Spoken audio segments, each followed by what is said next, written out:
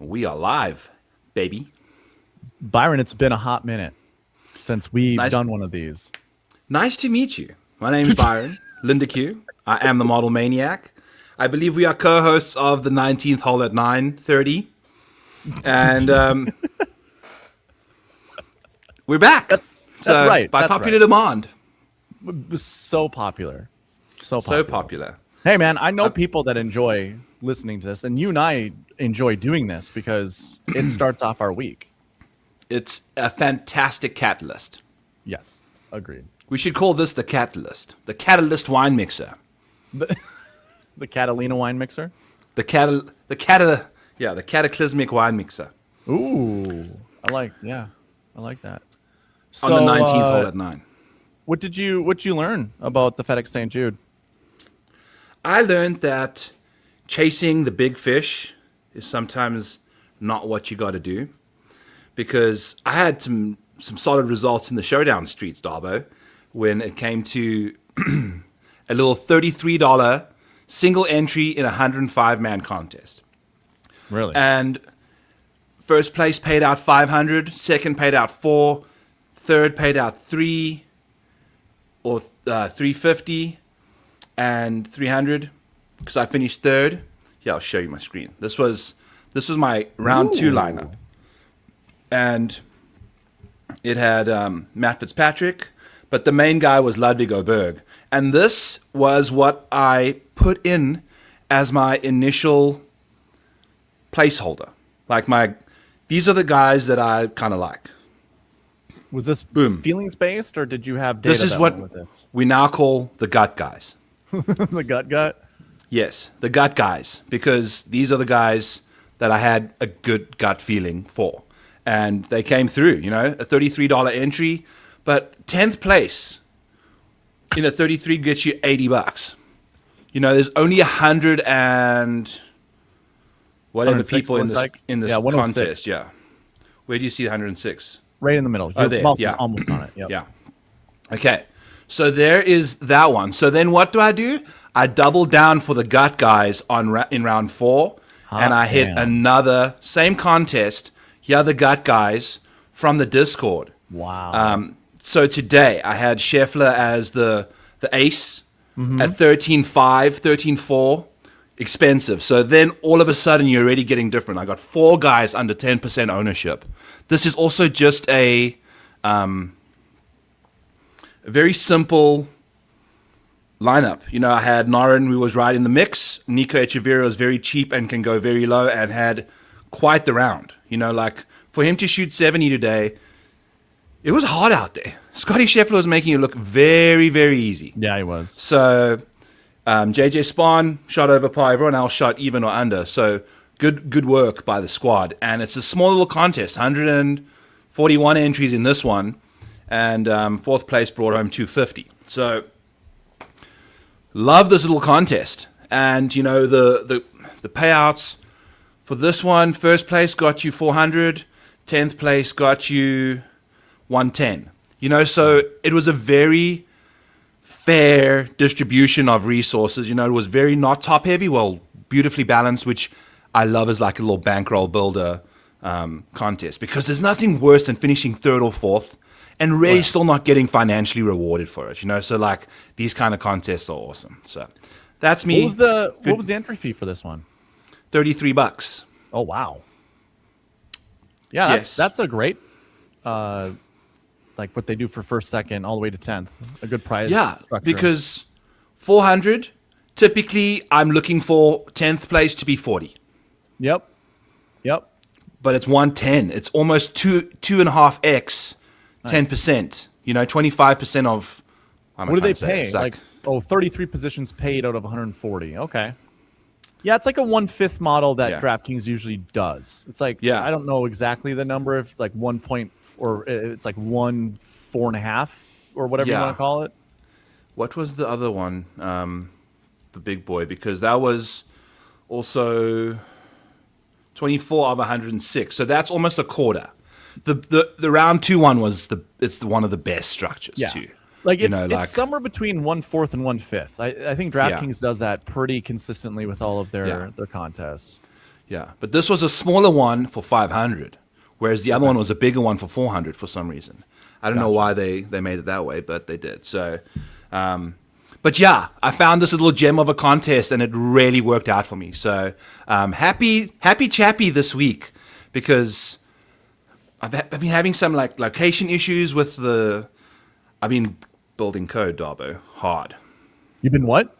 I've been coding website stuff. We'll see. What are we doing? What are you trying to do? I'm trying to build a coded website model for Showdown. That's my initial project, is trying to have a Showdown model that does all the stuff that I do for my model, but immediately. And it's busy running tests for mathematical consistencies and stuff that I'm not even really very familiar with, but it's just running important stuff for sample size within, because I'm testing it hard for within certain ranges. I want to know certain guys' capabilities, things like that, how certain guys have done who have a similar statistical profile entering the tournament and during the tournament. How do they then perform, like above or below their baseline, based off of how they're playing coming in to an event? I thought I'm probably going to create this at some point in time. Obviously, we all need time in life to do these things, but I think I had mentioned this to you before. I want to create a breakout percentage of basically this is all what's the word I'm looking for? So when Peter Malnati finishes inside the top 10, how does that just happen out of the blue? And it's not the same tournament he always finishes top 10. So I would say he's the motivation that got me to think, okay, I bet you there's some kind of model we could run that you could find just the random player to finish it, like a Patton Kazire. Next time Patton Kazire plays a tournament, how close are we to that breakout percentage? And it would basically look at, let's say his whole career, he's played, let's just pretend he plays 300 events. And we find out on average, there's 20 events between each of his top 10s.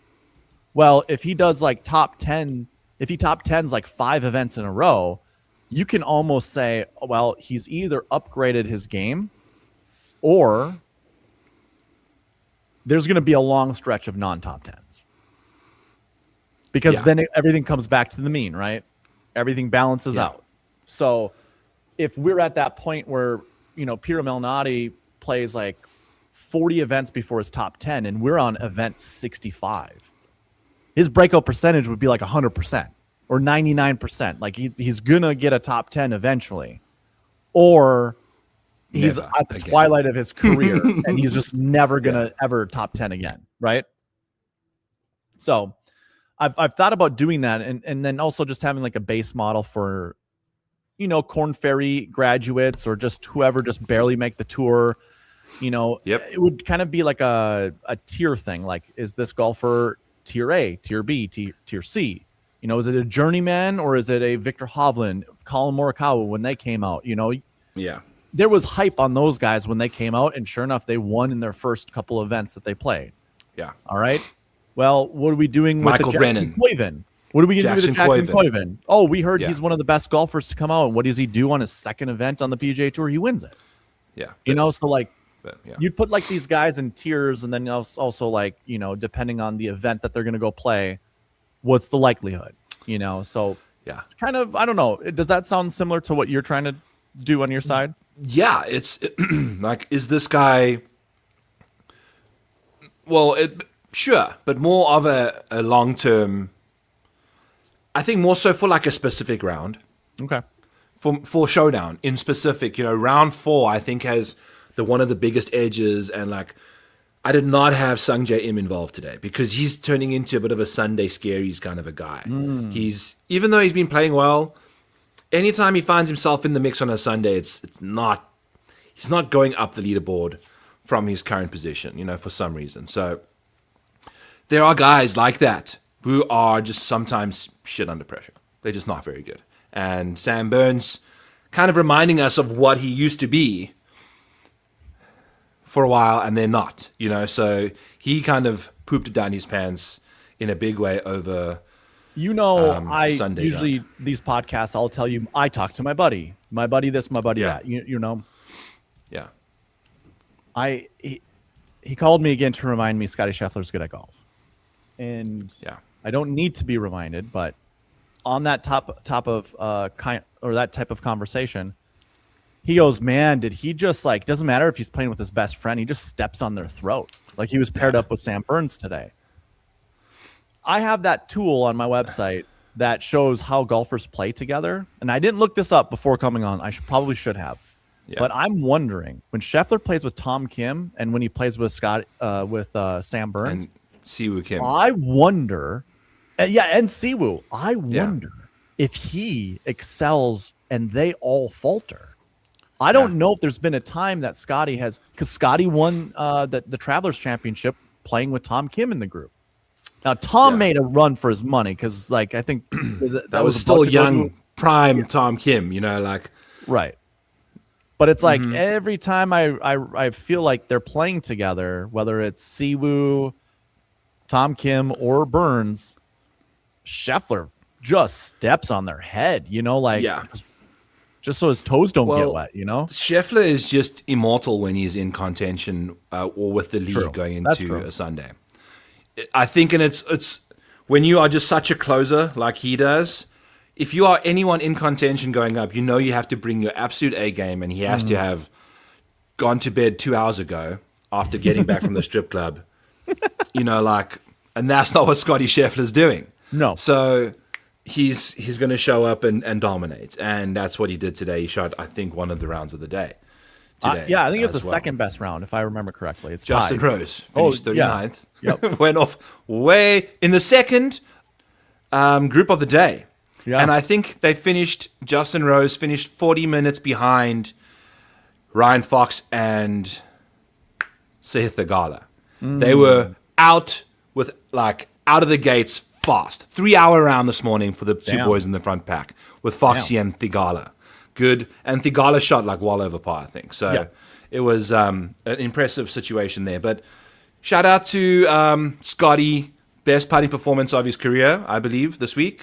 So if he's got even the current baseline he has ball striking right now, the best putting performance of his career is going to win him a tournament, and he won by 8. So that's just what he does now. He went for 2 points instead of just kicking the PAT just to rub it in the wound. This is the second week, by the way, that Alex Noren has finished well on Bermuda. Mm-hmm. You mentioned him, I think, for your Wyndham podcast, and I jumped in your chat.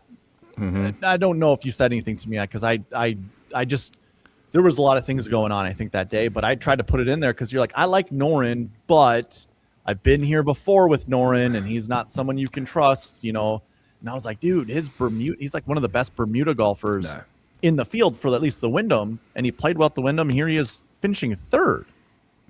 Like, how much? Noren was a cheap golfer, wasn't he?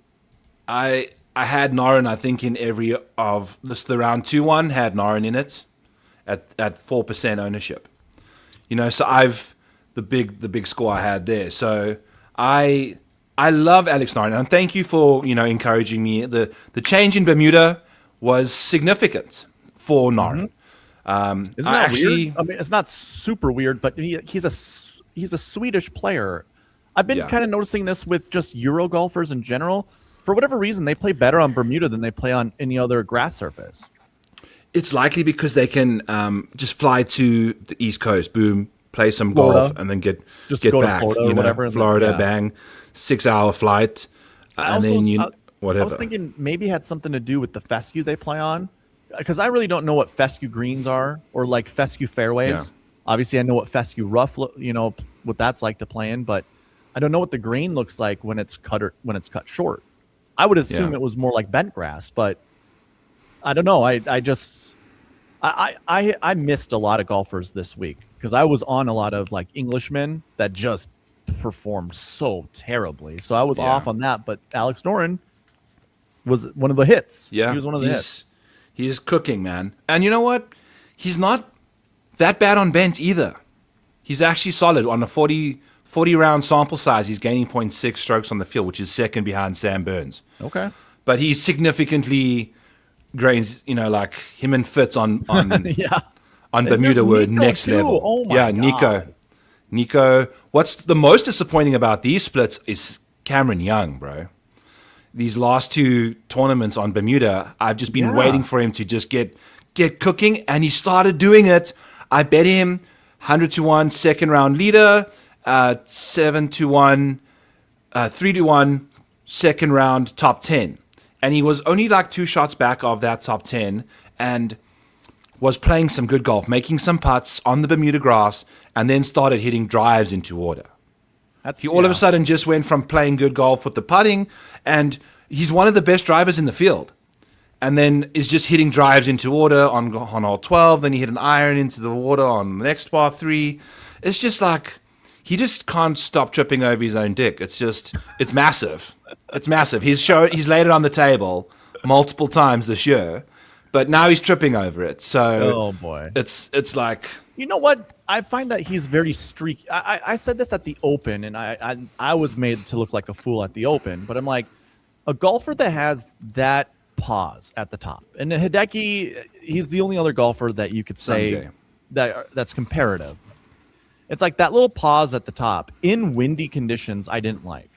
But I think what I just don't like about it is when it's off, it's really off. And when it's on, it's really on.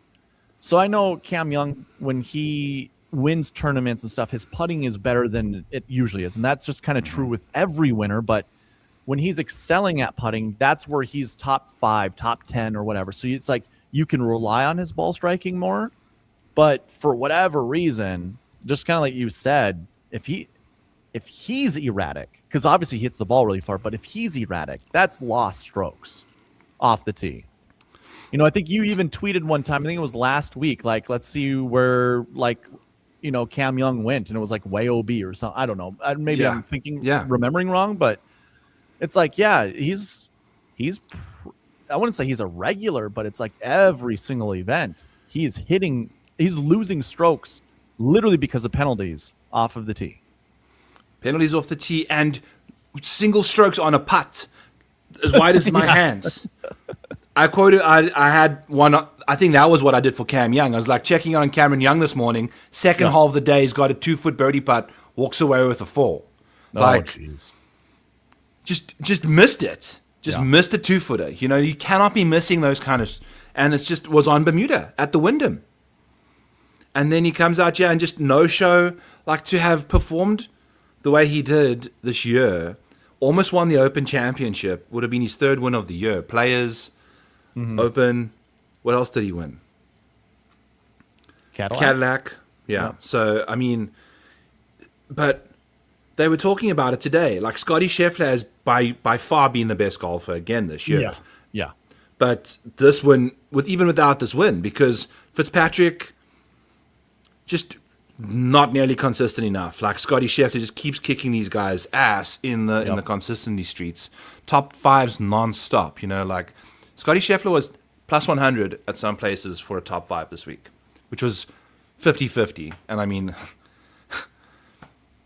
I looked on Kalshi today. Someone in my chat had a 98% cash out already this morning before he teed off. It was insane. Anyway. Someone in my chat goes, Scotty Scheffler Player of the Year?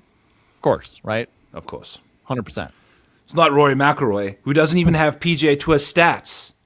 He doesn't have enough sample size to be in the PGA Tour database. Aldrich Potgieter had gained the most strokes off the tee this year, despite Rory actually, when you put them into like a model from Data Golf or your site or our sites, like we've got his off the tee numbers, but he's not on the PGA Tour's website. You can't go find his stats because he just hasn't played enough this year. So it has been a weird year for his participation. Yeah, well, he's in I don't do FF mode, because right. It's the second green jacket. I mean, there was videos of him partying in Ibiza a couple weeks ago. I mean, the guy is just he's in his 40s. Yeah, he's my age. I think he's 38. But he couldn't even get it into the one, like, I didn't see any of his drives really eclipsing 183, 184 ball speed. His ball speeds, I think maybe it was also he was just probably guiding it around this golf course, trying to guide a couple. But he could easily step on a 190. It was hot as fuck out there. You warm, you ready to rock and roll. Did not have the juice. So I would imagine at a golf course like this that we're going to maybe this week, kind of to overlap bits and pieces of this conversation. Oh, he's probably going to be so much more confident and comfortable on a golf course like this because he can just pound driver as hard as he wants. Sure. But just to go back to Scotty, what happens if he wins this next week and the week after? Now he's got 5 wins on the season, right? Or is it 4 wins? 4 wins or 5? It would be 4 because this is his second. Did he win the Hero? Oh, that was last. Never mind. No. That wouldn't have counted. Yeah, so you have 4 wins. That is the PGA Tour season. It's not the year. I don't know when the year, when those things come about, but if he wins the Pro Tour, or whatever that tournament is, or whatever fall of it, if he goes, I mean, that one time he did win it was because that was the week before the Ryder Cup, right? It'll be the week before the President's Cup, I'd imagine. This is the President's Cup really that serious? That's a fair.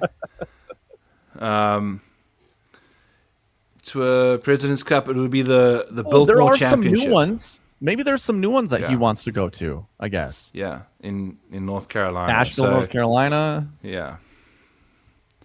So I don't know. But yeah, it doesn't matter. He's got enough second place finishes to guys that just ran away with the tournament. Yeah. He did lose to Matt Fitzpatrick in the playoff. He actually messed up his approach shot, I think, to make the birdie. Like he pulled it and it went to dead, give. So for birdie. So walk-off birdie that was actually like a mishit in a way. So it wasn't even like he lost to the better man. He did, but insane year. Floor as high as his armpits. Like Xander this year had to shoot today a -3 to get to T7. 11 shots back of Scotty Scheffler. Like he Ludwig Oberg, same situation. Sungjae +4 today. Horrible stuff. He was in the winning lineup, by the way, the GPP winning lineup. Yeah, cheap. But he was very pop. We all saw this coming. But again, like when you are relying on what the 6th best putting performance of the week to get it done as a cheap guy, it's like at that kind of ownership, it was easy to kind of get out of it. But Tommy Fleetwood, barely one shot. I cashed that top 10 on Tommy. Look at how he finished. Yeah. This is not good. It's not good at all. He's not a serious golf under pressure. Darbo, they came out with a Tommy 25, and I just can't get over this. I can't get over this. It's like they should have just waited until Tommy 29 because that's how many golfers he beat. And that's what... You know what I'm saying? Like, what are we doing? We're jumping the gun because this is one of the most unserious breakthrough wins ever. And we are making it like... To have this as the follow-up to a Scotty 24 is disrespectful to the brand. Agreed. I haven't seen it. I don't even know what it's about. But I just figured, he won the Tour Championship. That's what that is. Like just This is a look at Tommy Fleetwood's first win on the PGA Tour. Oh my god! It's like how is this what we're gonna make this like thing? Which Scotty 24 is one of the greatest seasons ever. Yes. Rory McIlroy just won a green jacket. I know we've done a million different documentaries about it, but at the same time, it's like, what are we doing there? Who else could have had it last year? I don't know. Like somebody else could have had a better season than Tommy Fleetwood, like undoubtedly. I can't remember last year. Now that you bring it up, I'm trying to think. I was like, Chris Goddard had 3 wins. No, that was this year. Yeah, that was this year. But he had 2 last year. He did have 2 last year. Yeah, so, but he was never a person to even talk about. Hideki didn't do anything. Ludwig fell off the planet for a while. Sam Burns was also off the market. Wyndham Clark also same thing. Bud Carley had a win last year after what he's been through. Right. That's such a sick comeback situation. Oh yeah. I forget that he even won this year. That's a thing that happened. Jesus, Victor won, I guess, won. Last year, who were the major champions? It was Rory. U.S. Open was JJ Spawn. PGA was Scotty. And the Open was Scotty last year. That's right. Yeah, that's right. Okay. And then this, like JJ had a very good year because and Ben Griffin. Oh, yeah. Ben Griffin could have been the guy. If it wasn't for Scotty Scheffler, if he wins the tournaments that Scotty won and beat him by one, he has more wins in 2025 than Scotty Scheffler would have had. That's right. He would have had 5 wins, and I think Scotty would have had 4. Yep. Ben Griffin had 3 wins and 2 second-place finishes to Scotty Scheffler. Had an insanely underrated season, and then does this. Where he is. We had to scroll to the blood zone to find Ben Griffin's name. I was in on him at the Wyndham because there were some things that were lining up that I was like, "Ooh, this looks like a guy that's ready to, top 5, top 10 or whatever." Then he misses the cut, and then obviously here he's not playing good golf at all. Look at this resume. This is how you end your PGA Tour season. Yep. There's a win there. Insanely good stuff. Worldwide win. Boom. Then this is your more recent stuff. Look at how you start. This is disgusting. It's disgusting. Yeah. So, I don't know. I don't know what we're going to do about him. He needs to get his stuff figured out. Bobby McIntyre withdrew from the tournament after shooting plus 12. Yeah, what's up with that? Is that an injury? I don't know. But he's having these blow-up rounds and bitching out. Dude, he was on pace to breaking 50. He would have broke 50 before Bryson did, but over par, on a PGA Tour event. Because he was 12 over after the first round and not looking good. Becoming more and more unraveled as he went. So I put him in my safe lineup, by the way. Good God. Yeah. He was I did a lot of Scotty lineups, and that's a whole conversation to have. That's maybe tonight, maybe not. About Scotty being as cheap as he was, 13,500. Yeah. In a limited field event. Mm-hmm. I mean, the Scotty lineup that took down the $5 Drive the Green contest was Scotty, Patrick Cantlay, Kitayama, Alex Noren, Sung J M, and Nico Echeverria. So the worst golfer in that was Nico Echeverria and Kitayama. They both were 12th place. Yeah. The 2 worst golfers, I should say. But they were in this winning lineup with Scotty. So my whole thing was, okay, if Scotty is going to win this tournament, and he boat raced everybody, right? Who do you pair him up with? Which golfers? Noren was one of my choices. I like Sanjay. Would have been a Scotty Sanjay start. It was immediately lots of people's ways just because to of Bermuda. I associate Sanjay being good on Bermuda, so it's okay. So those are 3 golfers. Yep. Now what are the rest? What are you doing with the rest? Yeah. Bud Carley was quite popular, got his stuff going along. Cantley was in the winning one? Yeah, Patrick Cantlay. Wow. T12. And he's $8,800. So he's the second most expensive golfer in that lineup. It was a 10-8 or 13, I should say. 13-8, 7-7-6-6, which is, I go over these salary things with Scotty Scheffler lineups that are over $13,000. When he's over $13,000, what kind of lineup do you want to build? A lot of the times it's a 10-8, 2 7s, 2 6s. Almost always. Sometimes it's a 10, 3 7s, 2 6s. But rarely is it a 10-9. I think it only happened one time. And that was at a major championship where the pricing was very soft. So that's where JJ Spawn won the U.S. Open. He was $6,200 or whatever he was. It's okay. And Adam Scott was $6,700. When is Adam Scott ever $6,700? It was you could put all those golfers in a good lineup, and it's an elite lineup where if it was any other week other than the soft pricing, you would have those guys would be higher. There'd be 7Ks or 8K golfers, and you couldn't put them with Scotty. Yeah, exactly. So this week for me, it was just okay, it's Scotty, and then who? Yeah. Okay, well, Patrick Cantlay was not on my bingo card. I thought that might be too expensive at $8,800. So it just shows how perfect you have to be in order to get these lineups right. tied for second place, I guess, had Sam Burns in it. He's a 9K golfer. That one went Scheffler, Burns, Jake Knapp, who was 7K, Adam Scott, who was 7K, Sung Jae, and then Nico. So it's like Sung Jae, Nico, and Scotty is your start. Yeah. And then you just fill in the rest. By the way, Jake Knapp, he's got a Jordan Spieth season on steroids. Spieth did not have a top 10 this year. Yeah. We heard this a million times. Jake Knapp, T5 at the Farmers. He's got a million top 10s. Another one this week, T7, T13 at the 3M. It's just like he can't bust through fifth place finishes right now. He modeled well for me for this tournament. I don't know about you, but I was concerned because the last event he was at, he missed the cut and didn't look good. So yeah. At the golf course, Rocket Classic, like that was that's what he should have thrived at. He should have thrived at.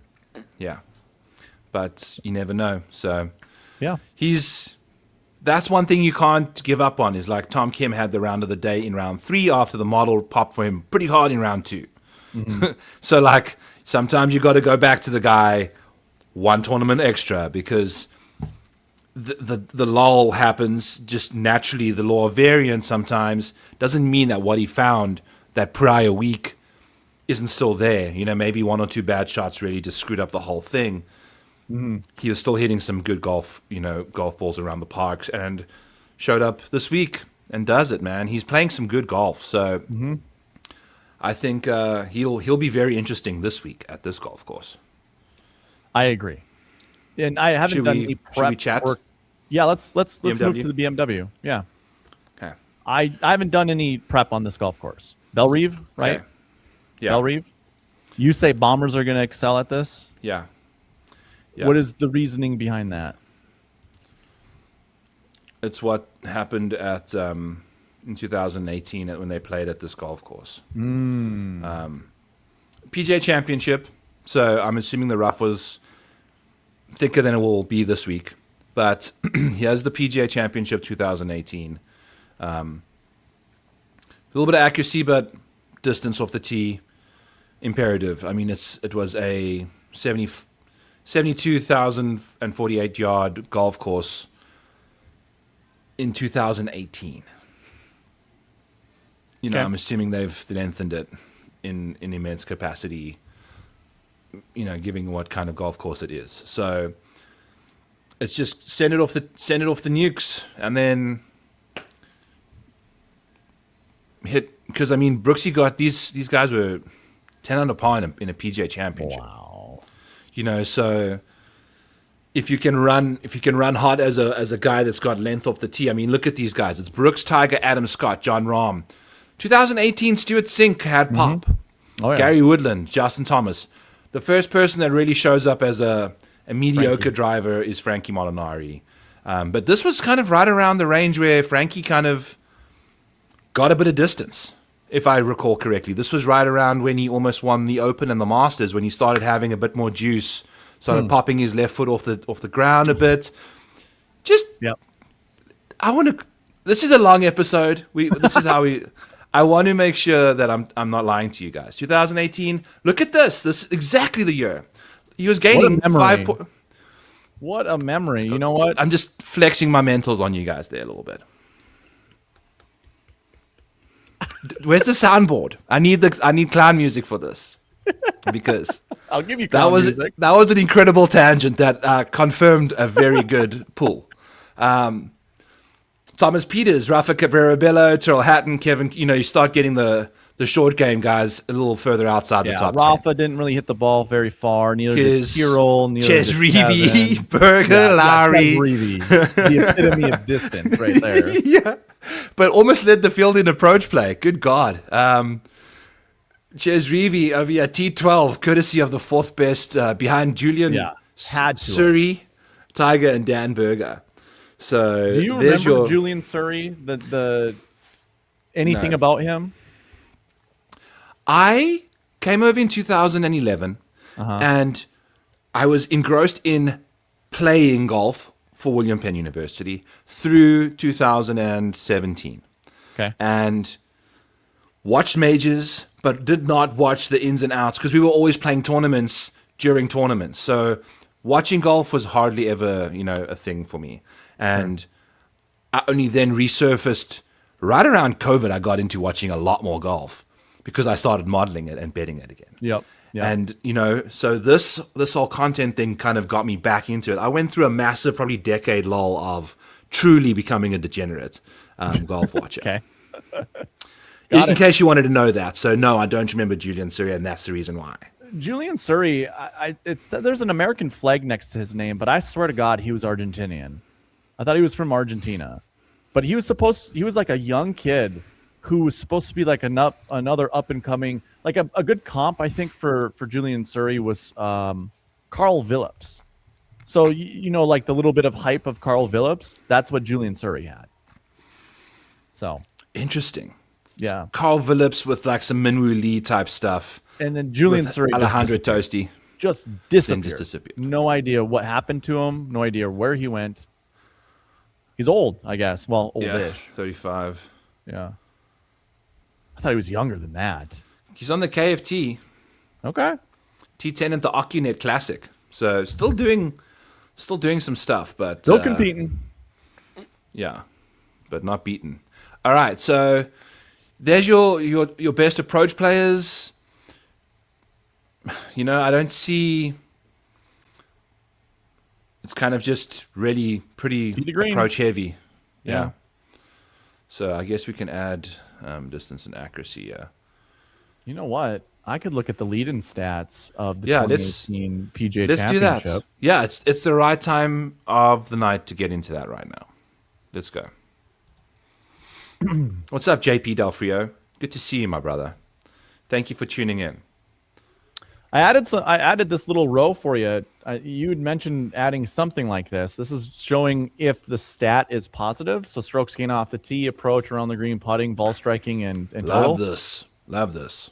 I think I even added ball striking in here for you too. Yeah, strokes gained, ball striking. Let's go, Darbo. Thank you. We made some quality of life changes for our stream and just for everyone else. So strokes gained stats. This is tricky because 2018 I did start like end of 2017 and 2018 is when I started to capture. That's when Data Golf has their strokes gained stats. Mm-hmm. So. We can eyeball it though. We can eyeball it. I mean, Tiger Woods gaining around the green and everything makes sense. The only thing that I'm getting at here is I don't know if this is a full year's worth of data. You see, I drilled down on the strokes gained last year.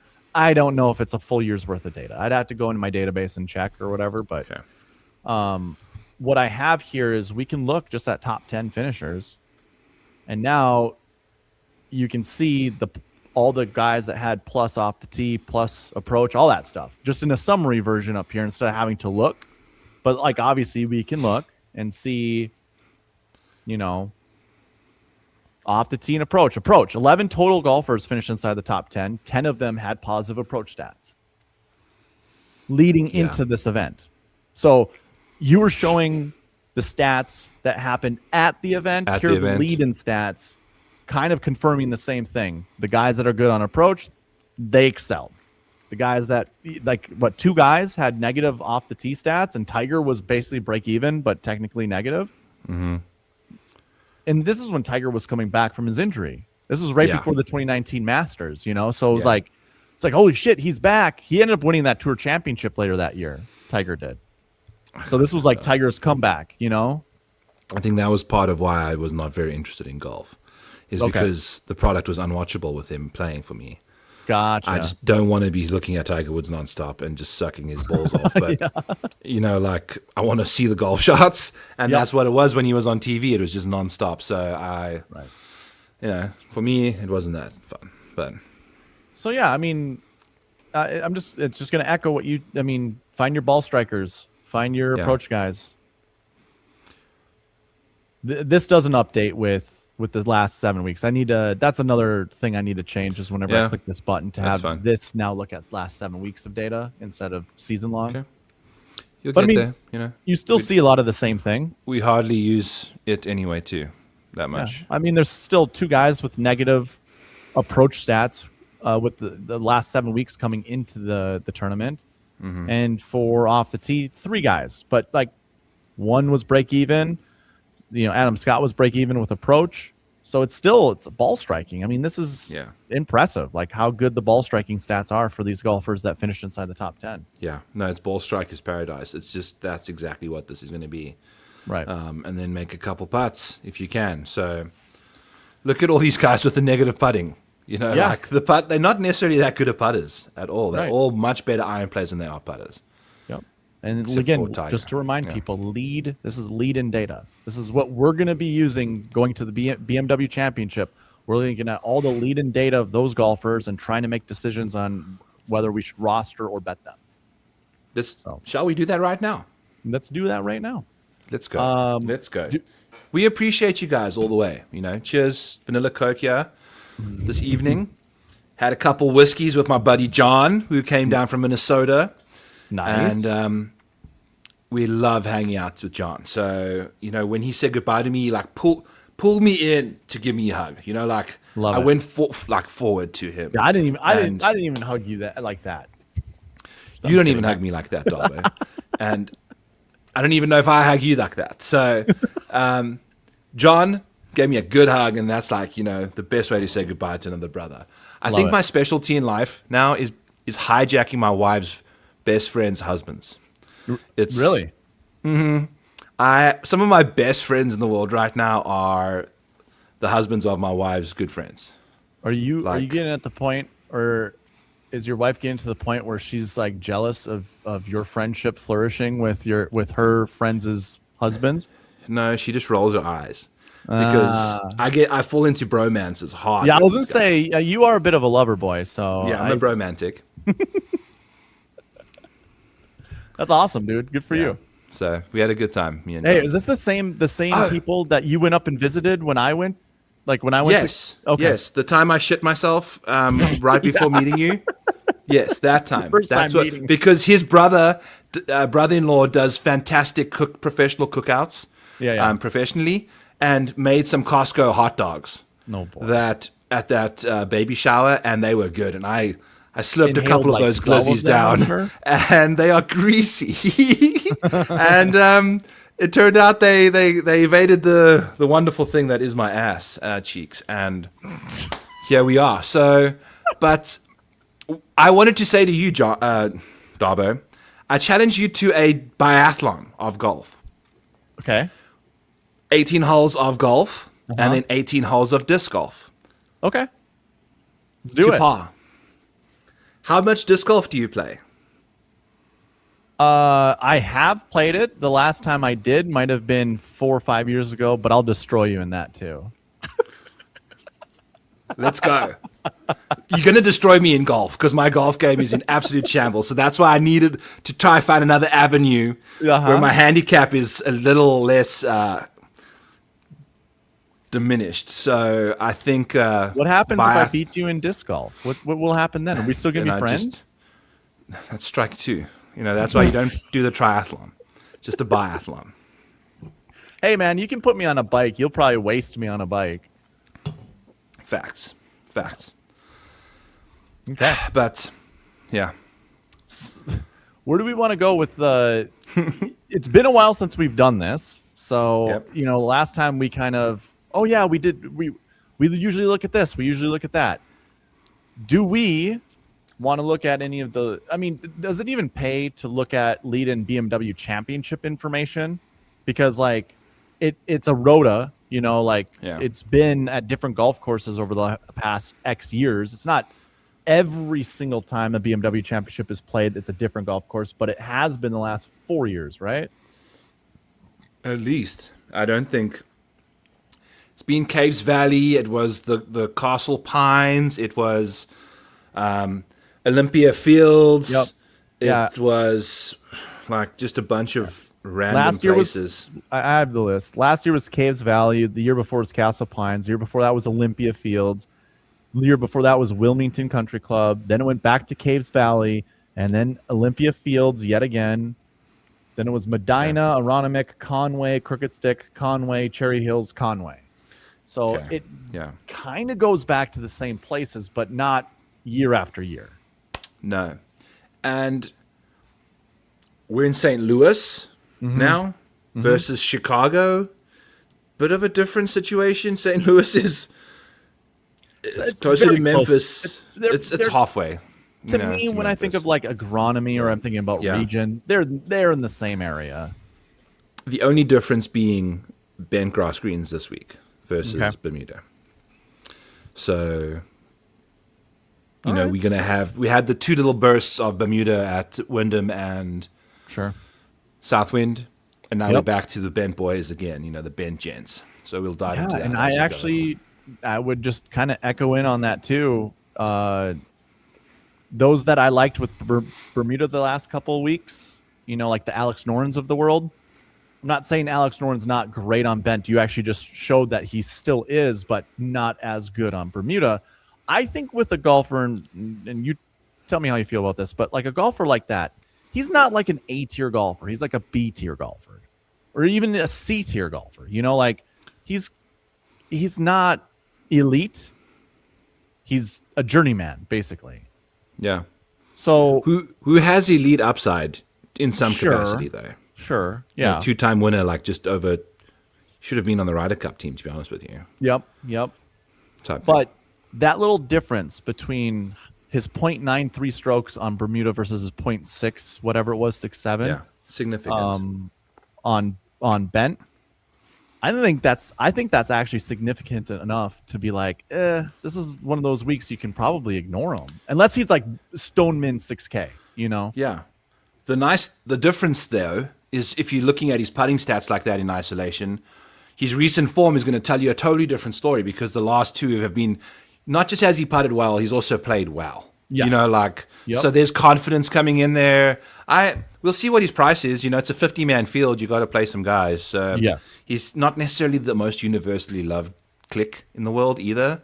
Right. As you saw with some of the ownership numbers we were showing you earlier, like 4% for me in Showdown was part of the winning lineup, so or cashing lineup type situation. So he was 5% in the Drive the Green contest, the week long. So not a favorable click.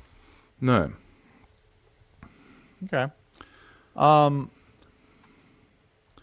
We just might as well just get in the stroke chain stats, right? Yeah. Yeah. Let's start with that. Exactly what we were just talking about. So yeah. Okay. So this is sweetspotdfs.com. Fantasy tools cheat sheet. This is free for everybody, so anybody can follow along with us while we're doing this. We have strokes gained last year, strokes gained 7 weeks. Last year obviously is the last 12 months. Last 7 weeks is self-explanatory. So we can put filters on this. Do we just want to look at positive off the tee, positive approach guys, or do we want to? Yeah. Okay. We can take I think. Start with that. See where we go. All right. I'm going to start with approach. I thought approach looked a little bit more important than the other stats. And by positive, do you mean like over zero? A certain cutoff? Yeah, it's zero. Over zero. But I kind of want to look at the guys we're going to cut out and try to make maybe an argument for why they might be good clicks this week. Who are just above zero in approach play type stuff? I'm going to go negative to zero. Okay. Which there's not a lot of, Byron. Okay. There's 6. There's 6 golfers. Okay. No, I'm sorry. I'm just trying to read where we're going. Yeah, I'm with you now. I've picked up what So these are guys with a negative strokes gain approach. Yep. There's only 6 of them in a 50-man field. So you know how we were just going over like, oh, hey, at the PGA Championship, positive strokes gain approach guys, that's what we want to target. Well, we just slimmed down our field from 50 to 44. Like, it's not a lot that we cut out. But then look at these golfers. Are there any of them that you just go, you know what? I'd rather play this guy because I think his stats are a little misleading. Christopher Wrighton. He popped up on bent grass greens for me on the putting side of things. Okay. He versus Bermuda, night and day. If you think about what he does well, he's truly a ball striker at heart. Yep. With the distance, well. Yeah. With the distance he has off the tee, he's going to have the pop to be of the long elk. Yep. And he's a winner on the PGA Tour. So he won at the Truist, which is Quail Hollow. Mm-hmm. When I watched some videos of this course, I watched the Brooks final round just to try and get a feel for what's going on here. It was lush, it was green, it was softish. You know, greens were still pretty hard though. It gave me Players / Arnold Palmer Invitational vibes. Okay. With a bit of Murfield Village in the mix there. You know, like, but mainly API. There's water. There's holes you have to hit irons off the tee. So staying in play is nice. And I feel like Quail could also be a solid comp because we weren't super penalized if you missed the rough, but it was pretty thick, you know. So if you have a short iron in with lots of ball speed, these kind of guys are all great. So Wrighton would be someone I'm in the mood for, especially if you take a look at his overall ball striking. He's still gaining 0.4 strokes on the field ball striking. Mm-hmm. That was the first thing I saw too, because that off the tee stat's enormous. Enormous. Yeah. And that'll be even more emphasized at this kind of a venue where it's just send the nukes, like off the tee. So he won on technically an overseeded course, right? Like the base layer was Bermuda, but it was overseeded with like a bent POA mix or something like that. Kentucky Blue or something, yeah. Yeah, anything that I always feel like anything that's overseeded, even if it's POA, I don't treat it like real POA. You know, it just doesn't have the same characteristics as California POA or Northeast POA. You know, it just doesn't. So if you needed to make an argument for Christopher Wrighton being great, not only just because of his distance at this type of golf course, but if he's really good on bent, then yeah, absolutely. Yeah. He's sexy. I'll flip over quickly to show you. It's a nice little. Here's your bench, gents. Sam Burns leads the field in strokes gained putting. This is since 2025. Obviously, bent. Oh, Alex Noren is up there. Holy crap! Okay. This is what I'm trying to say. You know, not as it's still like 0.4 strokes, a third of a stroke less than what he gains on Bermuda, but he's still the second best Bermuda putter in the field. Yeah. Bent putter in the field. Wyndham Clark, not bad on bent. I mean, and I think like this golf course is perfect for Wyndham Clark. Yeah. Won the BMW championship. And he played well. He played Colorado, was it? Or say that again? Keegan won that. Yeah. He was in the mix though. Up in Colorado. Whatever. We'll figure it out. But Scotty actually puts better on bent grass greens than he does Bermuda, and he had his best putting performance of his career on Bermuda greens the week before coming to this golf course. Tommy Fleetwood's about the same on Bermuda and bent, but up in the mix. Bobby Mack, slightly better on, it's his best surface, putts well across most. Rory, better on bent quite by about a third of a stroke. Justin Rose, better on the surface versus everything else. And then Wrighton versus Bermuda. Oh, yeah, big time. It's night and day. Yeah. It's right and day for Christopher there. So that's so interesting because even like Alex Somali, he grew up in North Carolina where you're going to have more Bermuda, and he's not as good as he is on bent. Colin and JT are notable. Yep. And Colin Morikawa for sure. Like that's, you know, what's interesting. I never really have listened to much like anybody talking about Colin Morikawa. I have not been paying attention to Colin Morikawa. What the heck's going on with him? I think he's asking the same questions because it's just not been good at all. It's crazy. He can't putt, but he's better on bent. So I mean, if there's one thing to go off of, you know. But he's not part of the list. We've been completely bamboozled. I'll do the opposite of what I said about Noren. You know, like we're talking about tiered golfers. Well, Morikawa is like a B tier, A tier golfer. You know, like him going from bad on Bermuda to being good on bent grass. That just to me feels like this. I guess I don't think it's going to be that big of a leap as it would be a drop for Noren. I guess I don't know. But I mean. Statistically speaking, it's a much bigger jump for Colin. It's 0.7 strokes versus just a third. It's double the amount of strokes. Okay.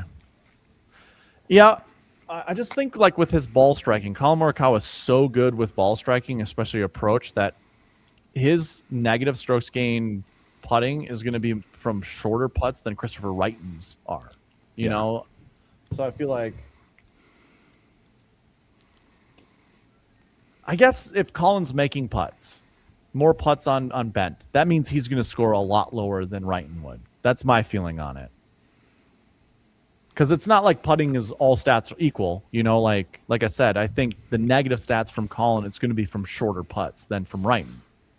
Facts. So I feel like Wrighton would have more putts he's missing from longer distances away, meaning he never really has a shot to make the amount of birdies that Colin Morikawa would. Mm-hmm. I agree. Okay. But again, Wrighton's not going to be priced where Colin Morikawa's yeah, 100%. Right. Yeah, so we have our bargain value Colin Morikawa and Christopher Wrighton. Yeah, where's Colin? Yeah, Colin's at 36-1. Christopher Wrighton is...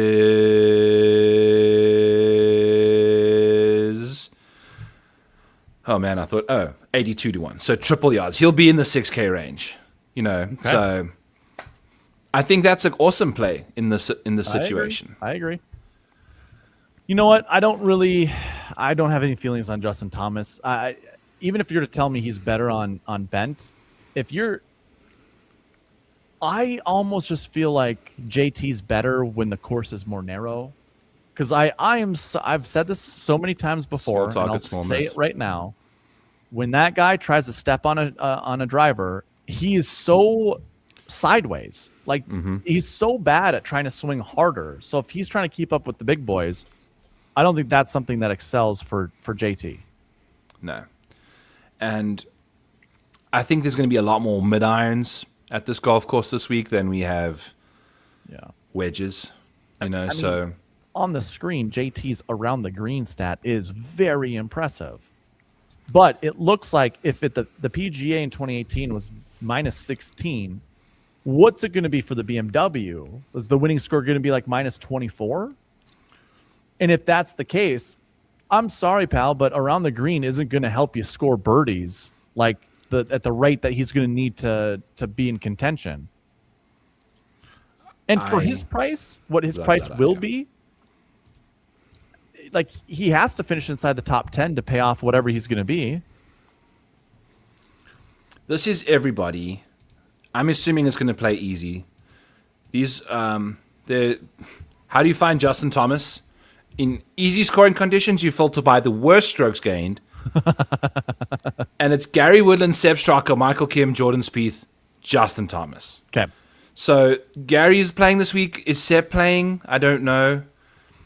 Michael Kim is likely not playing, and Jordan Spieth is not playing. So Justin Thomas is the second worst easy scoring conditions golfer in this field, essentially. I don't know. This will all be updated, obviously, tomorrow. But yep. As will my website, too. That'll all be updated tomorrow. But this is it. I mean, look here. When do you use around the green skills more? When the course is the hardest. Yeah. Wow, it's weird how that equation comes out to the answer we were just at. So, you know. Yeah. By the way, this is the reason you have your eyeballs on this show, friends. Right. Because this is the stuff we get into. Okay. Yeah, I agree. Let's look at our. I mean, I don't even know why we would want to look at our positive approach guys, because they're just going to be. It's the whole field that we're looking at, so I don't even know what value. Well, let's do quarter of a stroke. Where's like what seems like a good cutoff? Maybe do a third of a stroke. That's not a bad way to look at this, because we could. That's kind of how we have done it, looking at like strokes gain. Or just these. I'd almost say 0.4 is like a solid. Yeah, look at that. 0.4 like and up. Only 3 guys did not qualify for that 0.4, including the winner, Brooks Koepka. Yeah. But he would have been part of the outlier package that we saw there. And this is also a major. You know, we got to remember that's probably the reason why he played well. Oh, fair enough. Yeah, fair enough. I mean, you just give him that little bit extra. Okay. I like that. 0.4 is a great cutoff. All right, so we have 19 total dollars. Guys. And then we can say, okay, who's got Who doesn't have length on this list? Fitz. Well, technically he does. Remember? He's not a bomber though. No. I mean, we can also just look at strokes gained off the tee. You know, we can sort by this. And the bottom of our list here is Tom Kim, Hovland, Rye, Justin Rose, Gerard. Wow, those names don't surprise me to see down there. No. Adam Scott kind of does, just for the mere fact that he still can hit the ball a long way. Like his we were talking about his swing speed and his ball speed earlier this year. Yeah, but he's just hyper inaccurate. Yeah. I guess what's surprising is seeing Henley and JJ Spawn. This could just be fairways hit and not really necessarily distance, because JJ doesn't hit the ball very far.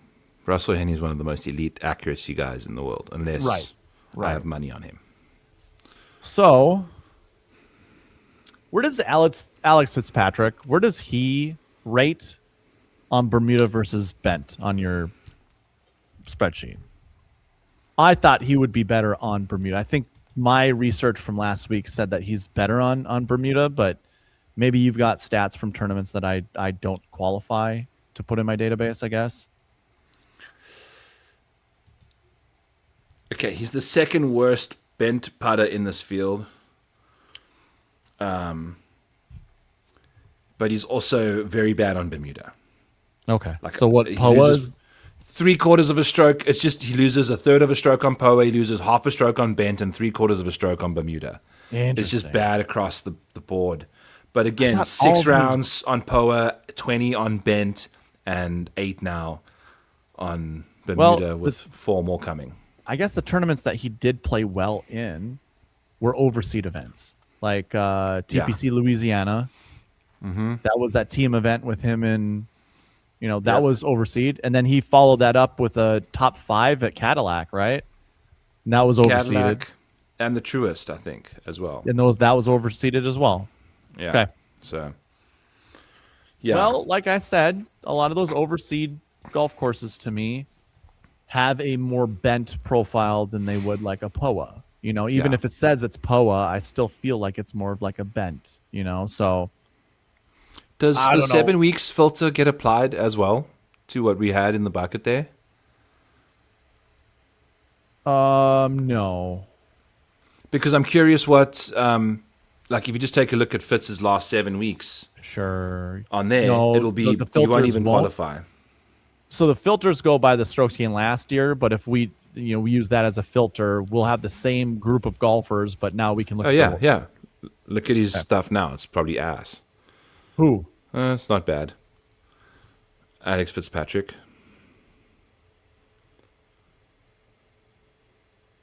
It was Matt. Oh, Alex is middle of the pack. I guess it's just been Jesus, dude. Jeez, look at that putting. Woo! Jesus. Oh my God! Out of all of these guys, and he's the only, him and Justin Rose are negative strokes gained total. Rose has forgotten how to chip. Oh, and so is Russell Henley, by the way. Though, this type of negative stat, in my opinion, could just be like a really difficult chip that you are tin cupping. Like maybe you're trying to do the same chip over and over and over again. And you lose strokes that way. I'm gonna be honest with you. I don't really follow Justin Rose that much. He's not a fun golfer for me to follow unless the TV is, if the cameras are on him, then yeah. But I don't follow him on PGAtour.com, the shot tracker, none of that. So I couldn't tell you why his chipping is so bad. But I bet you this is being skewed because of one hole, maybe a couple holes where he might have been trying a hero shot and it just was terrible. It's the last 7 weeks as well. I'm not too concerned about around the green play.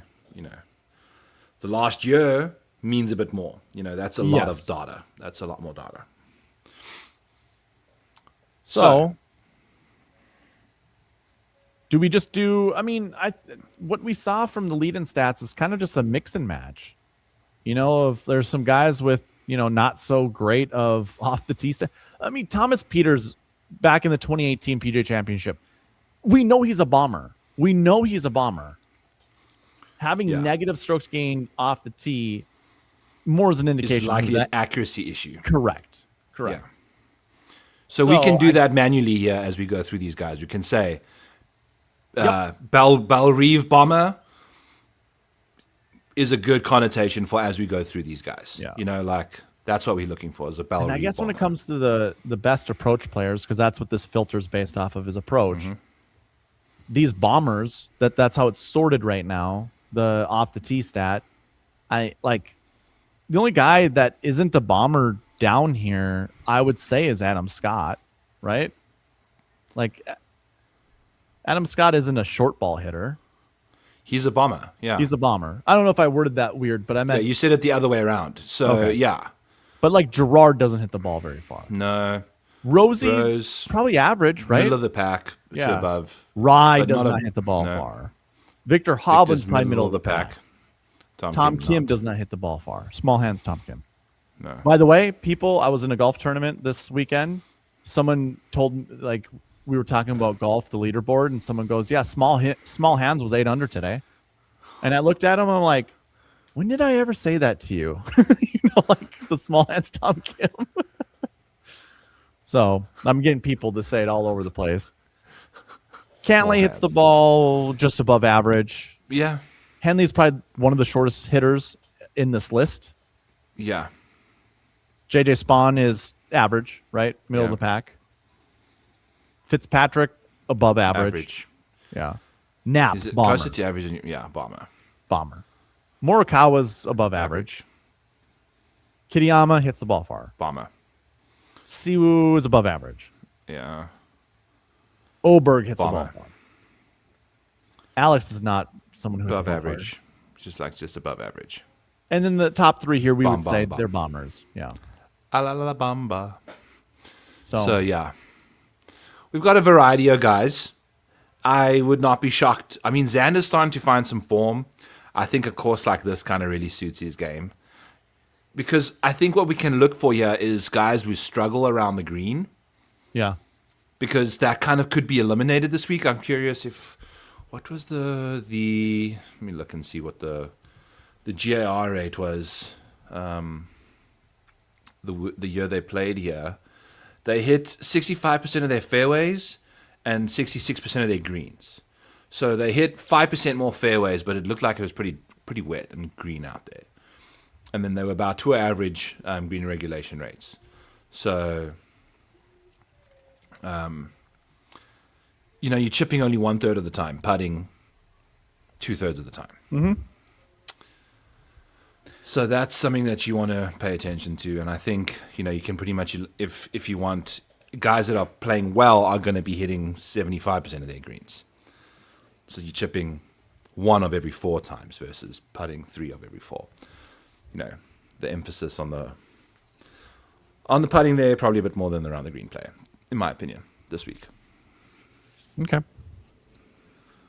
I don't know what to do with this list without pricing. What's that? Like immediate guys that their strokes gain total or strokes gain tee to green are getting dinged because of around the green play. Jake Knapp and Kurt Kitayama check. They're popping out to me pretty hard. So just from a value perspective, who I think we don't know what their price necessarily would be, based off of DraftKings odds. Yeah, you got the odds. We've done this pretty well in the past of guessing. Yeah. So here's the odds board. Jake Knapp will be... He's 40-1. So here is... Scotty Scheffler is going to be closer to 14K. Could you make him even 14K with 50 guys in the field? I don't know. That's a complication. Maybe he's the same price again with 20 less people in the field. I'm going to look up past BMW championships and just see. Good point. Rory will be $11,000, maybe 10,800. Before you carry on, 2025 BMW Championship, there were 7 golfers 10K and above. Wow. So did they do 5K pricing?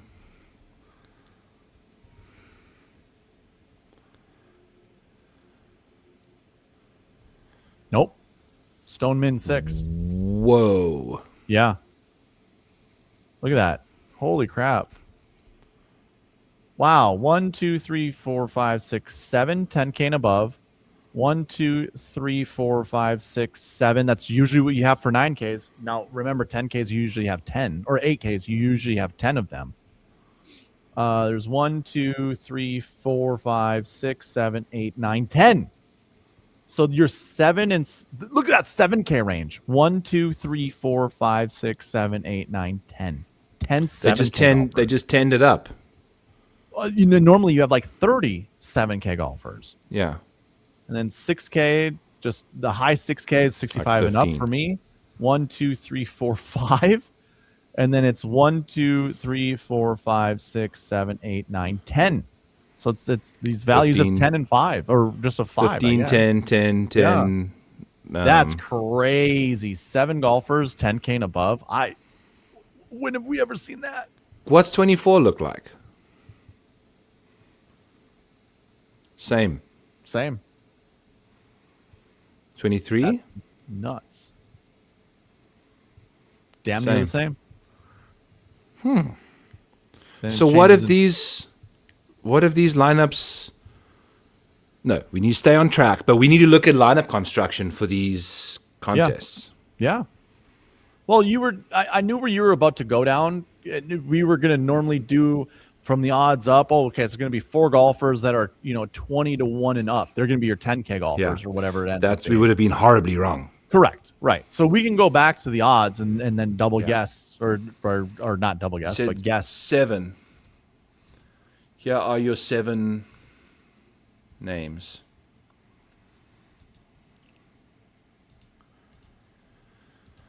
What is that? 6, 7. So Ludwig, Cameron Young, Xander, Tommy Fleetwood, Sam Burns, Rory McIlroy, Scotty Scheffler. Those are 7. Yeah, 20 to 1 and range. Better. Yeah. That's your 10K range. Who am I interested in to play there? Yes. Doesn't quite fit our profile of like send the nukes, make your putts. Sure. And I don't fancy Tommy Fleetwood in easy scoring conditions situation. Yep. I like Xander, who's been struggling around the greens a little bit, and then I don't really have an opinion on either of Cameron Young or Ludwig. Obviously, they're both very impressive, and they can fit the profile we're looking for this week. So, of these guys, my immediate lean is to kind of get Tommy out of the way there. Your thoughts? I am now looking at past optimal and GPP win lineups because I want to know, do we fade Scotty and play one of the other 10K golfers, or do we just play Scotty and move on? And like last year, your GPP winner had Scotty in it. Then it went down to $8,100 Bobby Mack. Then it was 3 7s and 1 6. By the way, if you are not watching this on HD on YouTube, click the HD options because our screens are pretty detailed. So I should be broadcasting in 1440p, so you guys should be able to like really see it good. Yeah, if you choose that option. Optimal lineup was different. It left $200 on the table, but here's a different way of doing your lineups, avoiding the 10K altogether. And you got 2 9s, an 8, and 3 7s. $1,800 difference between your best option and your cheapest guy. And another way to build this lineup is doing the sweet spot optimal, which I think is the same as the optimal. Yeah, it's the same as the optimal. Okay. Yeah. Okay. 2024, which had a similar price structure.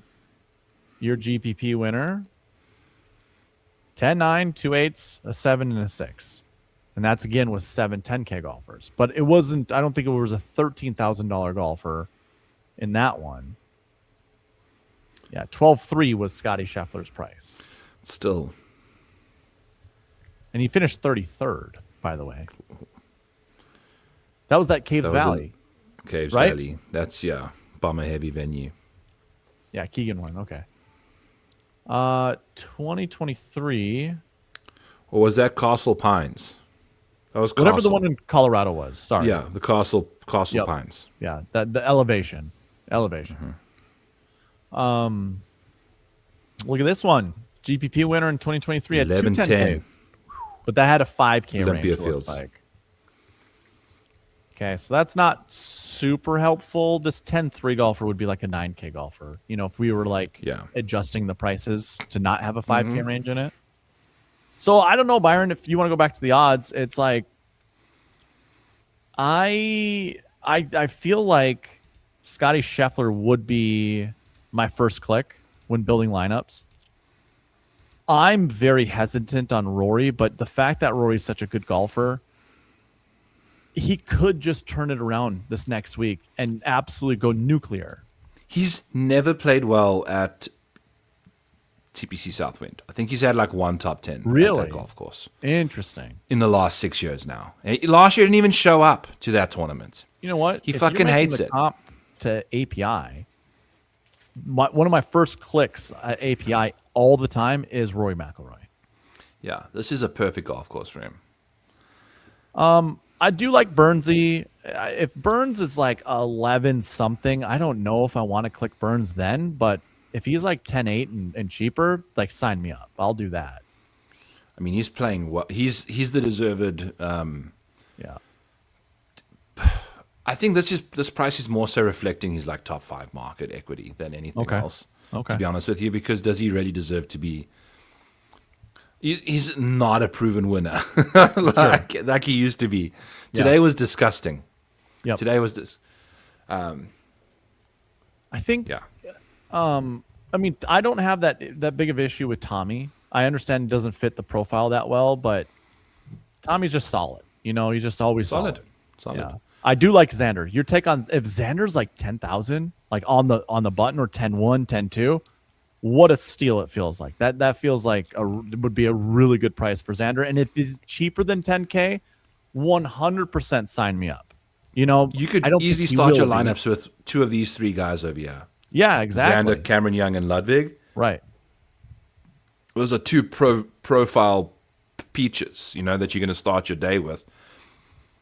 Scotty at 3-1. We've done this before. That is 14K range, right? Yeah. It always has been. It's close. Yeah. And this is it's a 50-man field. So that's the thing. You know, like we've always had him at 3-1 in a 70-man field. Yep. The 3-1 this would translate to maybe like 3.5-1. Yeah. Supposed to do 4-1.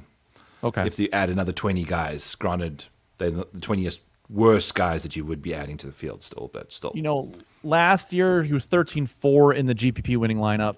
Could that happen again this year? Yes, but it would also require someone in the 7K range to finish 3rd or 2nd, and somebody, you know, or 2 people 8K and below, you know, like low 8K and below to finish in the top 3. That's what's going to require for a Scotty lineup to actually be successful. Who's that then? Because he has the 9K range, starting with Fitz. Got her up. Count 7 of them, I would say. Okay, 1, 2, 3, 4, 5, 6, 7. Maybe we just go to Hideki because it's such a big difference in odds. It goes from 27 to 35. So maybe it's just 22 to 27. Because it's usually like 6 to 7 golfers that are in the 9K range. So I'm cool with saying Hideki's the last 9K golfer. I mean, Gotterup is the most powerful of them all. Mirror, mirror on the wall. Who can mash the golf ball? I actually like Victor Hovland a lot. Victor Hovland, if you go to easy scoring conditions, I bet you anything Victor Hovland's one of the better golfers. The guy gets birdies in bunches. This is for the last 12 months or so. So no, I'm wrong. But he's also not played great. So let's look. Yeah. Not great. He's 36 on your, or 37th on your. Yeah, 37th. I need to freeze some. Jeez. I don't know what the deal is there. So he is better on rounds. medium, and hard. Yeah. I mean, you could almost clump all of the. It's the obvious weakness in his profile. I don't know. I got to do do with the putter. Yeah, I still like when Hovland's iron game is strong, and he also just makes a ton of putts. So I mean, strokes gain stats are going to bear out everything with a golfer's game, including the bogeys and the double bogeys. When it comes to DraftKings scoring, it just really comes down to how many birdies that are being made. Yeah. So for me, I'm not betting, I don't bet. I just do the DraftKings side. I like Hovland, but if he's going to be 97, 96, 9,500, I'll stay away.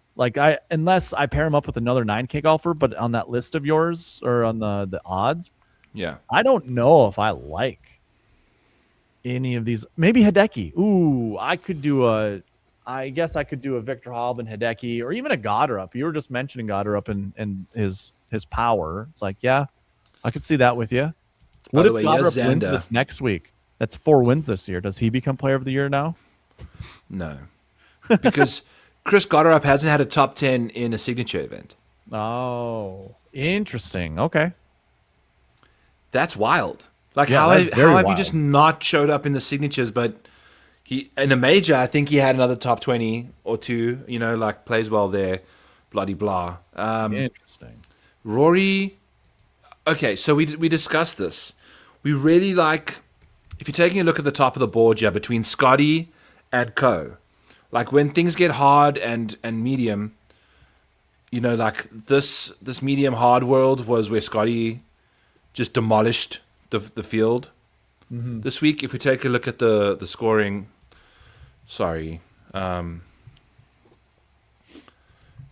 round by round, did they have? I'm fumbling around this freaking leaderboard. Yeah, hole by hole. Today it was hell conditions. It was over par scoring average today. Yesterday was in the hard range. The day before was in the hard range, but the hard range ends at half a stroke under par. So it was flirting with medium and hard. And then round 1 was also hard. So hilariously, coming into this week, in the last 16 instances of this tournament, only 2 of them have not been medium scoring, which is half a stroke under par and easier. Okay. Not a single round this week was medium scoring. Sure. So, that's always history sometimes never repeats itself. Okay. But what we're trying to get at here, in the long-winded way, is when things get super easy, look at how Scotty separates himself amidst these other guys. If you just take these 2 buckets and make all 4 of these buckets and make them 2s, whereas medium and easy is the one bucket and then hard and hellish is the other. Look at Scotty's average or sum or whatever you want to say. All of these other guys that are really good, Tommy, Rory, Colin. Yeah. There's a definite, if this course plays to a certain more difficult nature for a day or 2, Scotty's going to actually step on their throats those days even more. I see that. So, whereas that hard and that is so weird. What is the hard criteria? Oh, I see. That's only 10. It's only 10 rounds of golf as well. Okay, this is the total sample size here. Yeah, it's only 10 rounds of golf, and it could be one major tournament where you had a bad one or some stupid shit. I see. If you want, I can find it. But yeah, no. Let's stay on track. Stay on track. Wake up. All right. Odds board. This is the range where if you're using distance as your model driver, this is the reason these guys are in this range. Mm-hmm. Is because the only person in this range that's got gas is Wyndham Clark at 35-1 seems very appealing to me. Yeah. We got him on bent grass greens as well. What does Wyndham do in these conditions? Easy is typically... remember how bad Wyndham Clark has been playing? Crazy.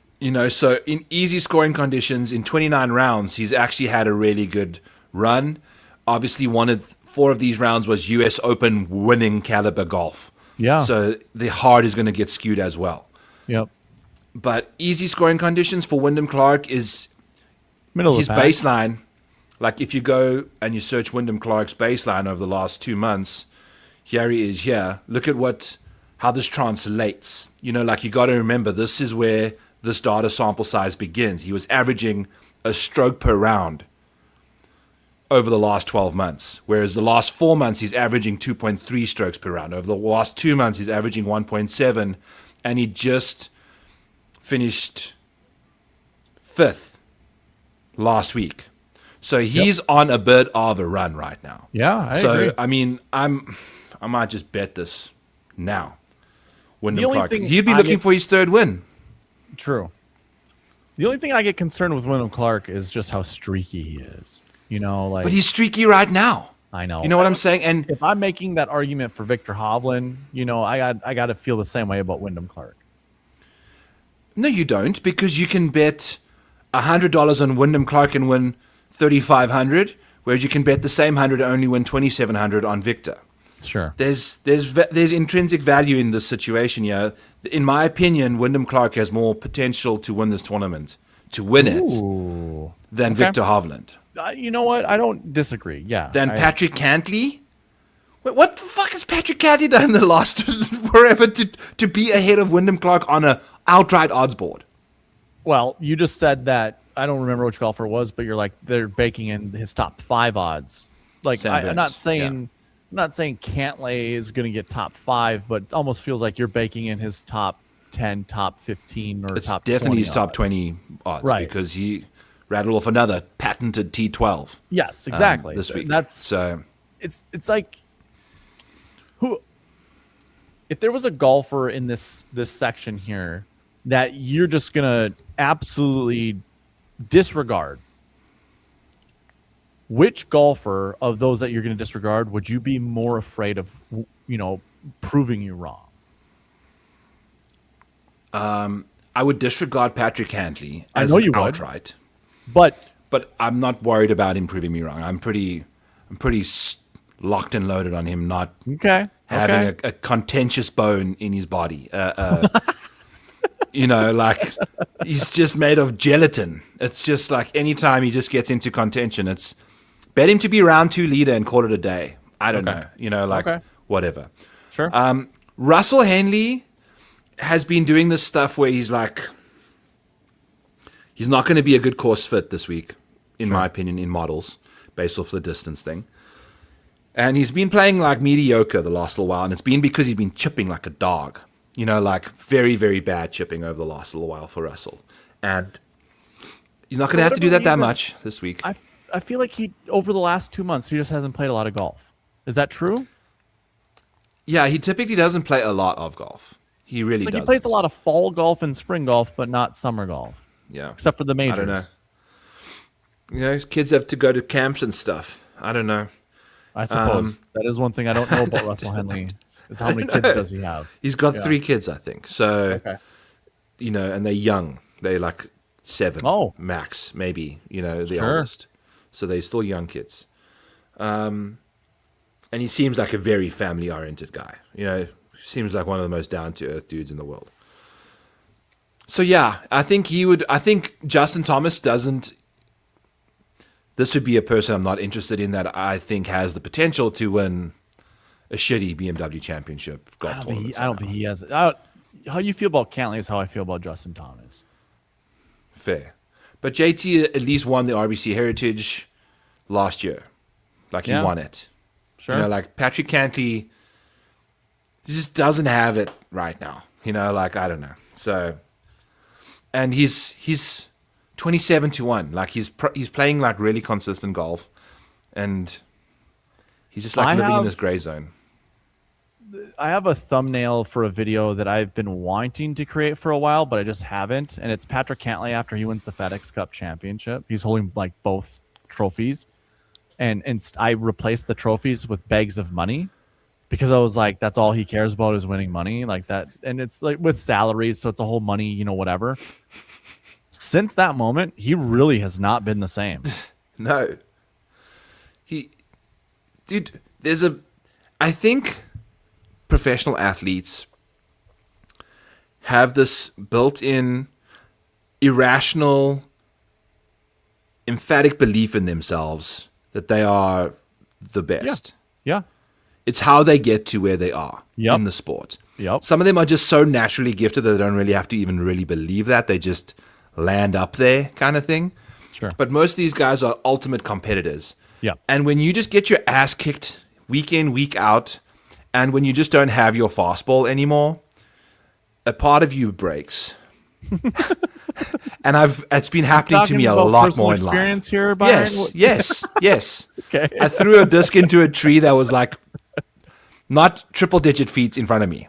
And I was like, I was never throwing it straight into that tree before. Usually it's the one behind that one that I hit, like awesome. It's not this one. And I was just like, I'm in a bad part of my life right now where like I'm having career lows in various fields and on the golf course, in the disc golf world, whatever. Like, so I have but I'm getting older and out of shape. Wasting in disc golf. Well, you don't know what my baseline is in disc golf, so but if it's, you never know. It's far worse than it usually is, that means I have a better chance to beat you. Probably. Okay, we'll see. Okay. But that's how I feel about Patrick Cantlay right now. Fair. I don't feel that same way about Justin Thomas, but I just also don't think Justin Thomas is going to win the BMW championship. No. I don't even think he's going to be inside the top 10. Like which means I don't want to roster him regardless of his price. Like maybe if he was 8,400 or less, that's when I would consider it. But I don't think his odds are indicating he's going to be $8,400. It looks like he's going to be high 8s, maybe low 9s.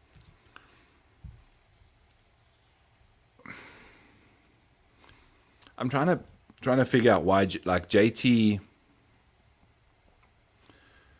I mean, if you're filtering by top 20s and top 10s, he's like not remotely close to the top of the board. Yeah, he's got 3 top 10s in the last 12 months, 1 top 5. Mm-hmm. That's not good. Yeah, just like that's a name value why he's up there. Just like Cantlay, they're the same person basically. Cantlay, Ricky Fowler, Knapp, and Gary Woodland only got 1 top 5s in the last 12 months. All of these guys. Yeah.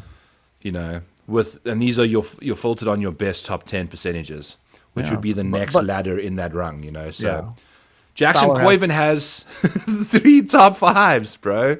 It's insane in the last 12 months. And that's like what, the last 2 months, really? He had one at the Pro Call the week before. Oh, that's right. Yes, that's right.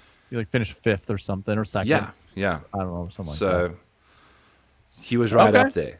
So yeah, these are your guys that kind of undershell.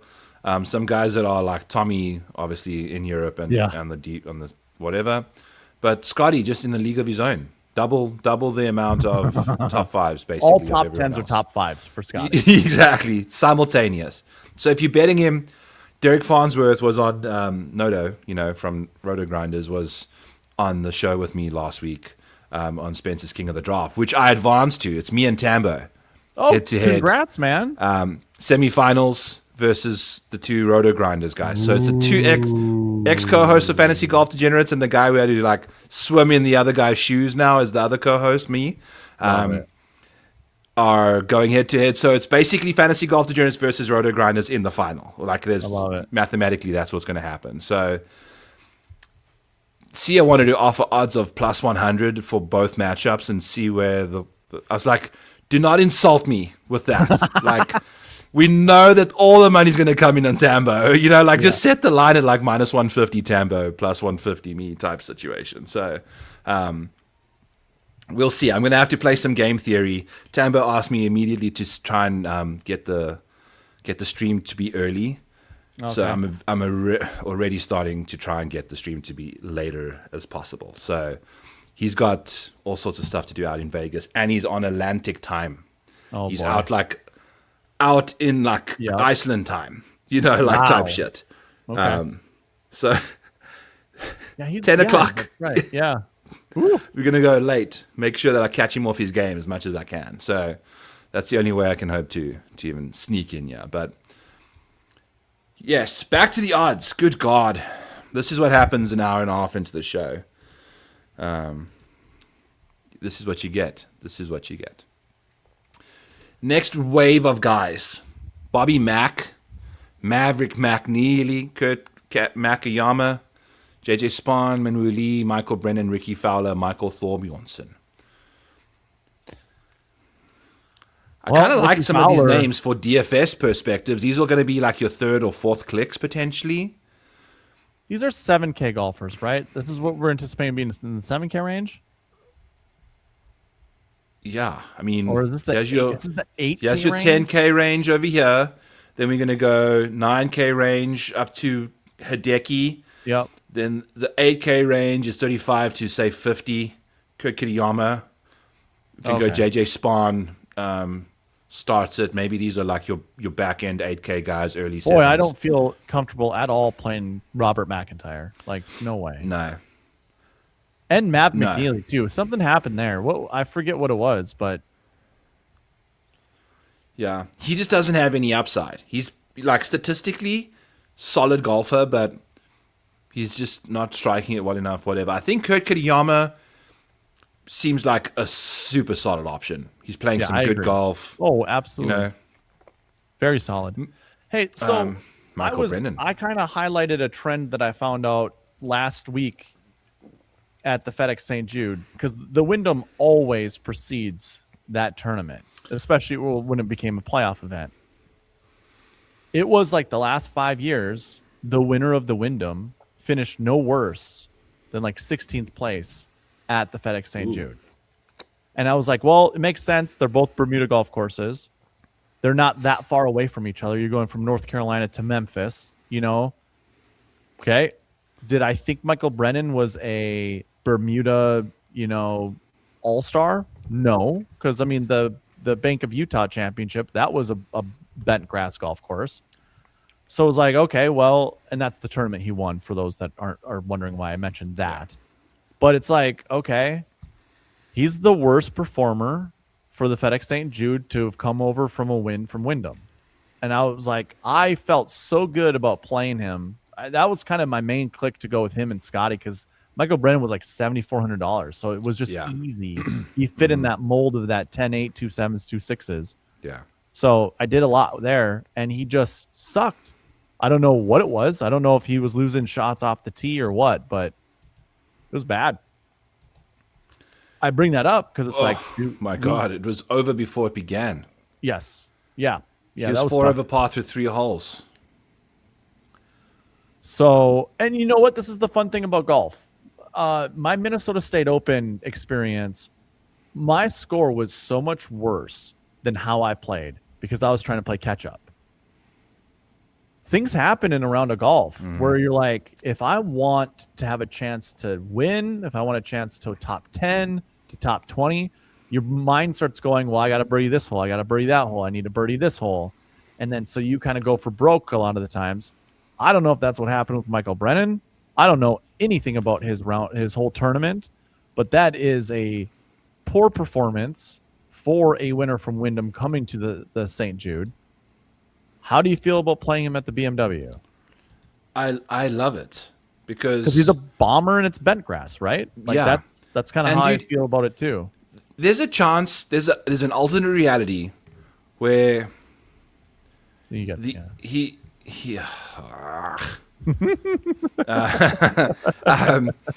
I'm such a boomer, dude. This is another area of my life where I've taken an L. It's like in trying to implement AI and coding and all this stuff, I've realized how much of a techno like an anchor I have. Like I've had to like dust off the cobwebs in some areas of my brain. But anyway, there's a real reality where more often than not, he plays these first 2 holes at 1 under par. Yeah. And then he's inside the top. He's T19. Yeah. Or T24. Like, it's a good way to put it. He finished 1 over par with 4 over in the first 3 holes, So he was clawing back the whole time. And this is not a golf course to step on. Right. Everyone, apart from Scotty Scheffler, was like, yep. This leaderboard is jam-packed, like at 9 to 6 range. So I think this golf course, perfect for Michael Brennan. Okay. And some people the week after a win, He had some really bad Sunday performances. I think he was very relieved he managed to come home with that. Like it wasn't business as usual this week for him. He played poorly and still made it through to the weekend. So I think he had some leeway. The reason to back off was fine for him. Sure. So don't see him being an issue at all. I think Michael Thorbjornsen as well. Oh yeah. A bit of a bounce back this week for him at a course like this makes a lot of sense. Rocket Mortgage or Rocket Classic, I should say. Rocket Classic, bent grass surfaces, love it. Then we're gonna get into roughly the lower sevens here, upper sixes. Here's your 6Ks. They probably start right around like. I don't even know who we thought Wrighton, right, would be a 6K. Oh, option. Sure. Yeah. Based off of what we saw, it was 15 of them. So. Wrighton is 1, 2, 3, 4, 5, 6, 7, 8, 9, 10, 11, 12, 13, 14. Yeah, he's one of the 15 for sure. So I don't mind him as a winner. I don't know at the BMW that much, but I think like a nice little top 10 action, top 20 bet on him would be interesting. But as a 6K DFS option, I love his upside as well. That makes so much sense for that. So yeah. We kind of figured out our stuff there. Should we see what other stuff you've got to show us? Yeah. Sure. I was just looking to see, the cheap golfers in each of these winning lineups for the BMW Championship, just to see, like, based off of the odds board, who's at the bottom. Are there like similar golfers we can look at? Because I'm not really looking primarily at course fit per se when it comes to filling my lineup, on DraftKings. Mm-hmm. And 2023 off the top of my head, I couldn't tell you what golf course that was. I guess I do have it up. 2023 was Olympia Fields. That was a winner at 17 under. And if you just look at this, you know that everyone there was ultra accurate of a driver of a golf ball. Yeah. They all very accurate drivers of the golf ball. And then 2024 was Castle Pines. So this was up in Colorado. Send the nukes. There you have it. Bent grass. Yeah, true. Send the nukes. And 2025 was Caves Valley, and Michael Kim was your last guy in. Send the nukes. Yeah, and I suppose Michael Kim does hit the ball pretty far too. Yeah. Penrith, of all people. Okay. So this is a send the nukes type of, I think so. Situation. Will you bring up the odds again? But you won't find guys that hit it accurate and don't have distance not featuring either. Sure. They could, but I think the easiest path is going to be with the nukes. So right at the bottom of the odds board, Sepp Straka was there. He didn't play such great golf at the FedEx St. Jude, but I could go back to someone like him. Him and Ryan Fox would have the most power in the 6K range from your odds board. Yeah. Well, Sepp Straka you saw what Scotty Scheffler did today? Mm-hmm. Yeah. On the golf course? So Sepp Straka matched that somewhere else in the world. Right. Today. Like 8 hours before. So it's there, buried deep down. But again, should he be this price tag? He's a prolific winner on the tour. But, How do you feel about Thigala?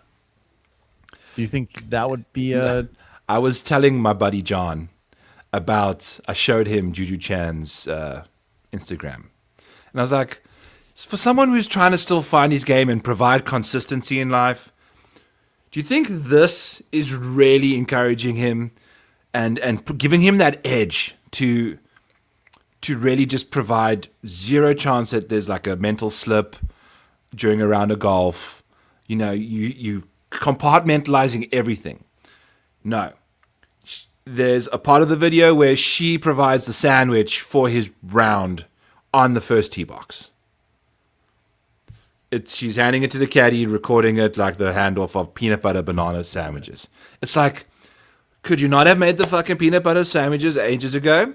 Put it in his bag And then when you get to the first tee, the caddy doesn't have to worry about where's Juju and her camera and the sandwiches. Yeah. They just in the bag already. You've dealt like Scotty's not making out with Meredith. Correct. After what's happening on the golf course is staying on the there's too much overlap of this, and then he's having to defend her and call her queen and don't let anyone talk to you like that online. It's like brother, you're burning your candle in the wrong world. So that's goofy. Yeah. Goofy. He also just made 8 birdies in a 9-hole round of golf the other day. That's true. Saw that. But yeah. Watch my fiance make 8 birdies in 9 holes. You want to go through? It all started with my banana and peanut butter sandwich. Oh my god, dude. So Ryan Fox with a little bounce back action. I mean, I think this is a nice golf course for him, kind of thing. If he's got the distance that we're looking for. And then our boy Wrighton. Yeah. I mean, if you need 2 6Ks, a combo of Wrighton, if he's going to be 6K, maybe he'll be 7. But yeah, Wrighton with I don't know, man. Gary. If Stone Min or just like really low price golfers have found their way into some of these winning lineups, I'm kind of okay putting Sepp Straka in my Scotty Scheffler lineups. We got Jordan Spieth at 69-1, not playing this week. Why would he be in the odds board? Why did he? Is it just early?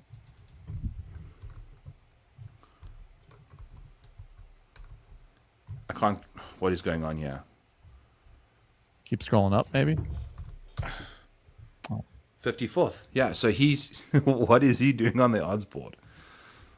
Good God. He might have got a special exemption, because people want. I literally talked to my dad yesterday, just randomly, and we were talking about golf, and he's just like, man, I really hope Jordan Spieth can make it to the next whatever. And I was like, when people talk about how much they love Jordan Spieth, or the casual that watches golf, still Jordan Spieth is a guy that everybody wants to watch. It's crazy. Well, his round today was electric trying to land the plane. It's like watching Captain Sully try landing in the Hudson. Everything's gone wrong, but the plane is still in the air. It's incredible. Jordan Spieth would have been one of the most prolific fighter pilots the world wars had ever seen. Sure. I don't like watching Jordan Spieth. I hate the conversations. I hate his antics. I hate how fidgety he is. I don't like it. It's cringe. The antics, but the golf shots are incredible. Oh, yeah. Sure. It's just fast forward in isolation when the golf balls hit, just to see where he's at and how he finished, like where the ball ends up. Yeah, I'll do that. Sign me up for that. Yeah. I don't want to hear the 13 minutes of him whining to Greller about, this wind is now coming from the southwest. What the heck, Michael? Why would it be coming from this way? It's like, I don't know. But it certainly is. Okay.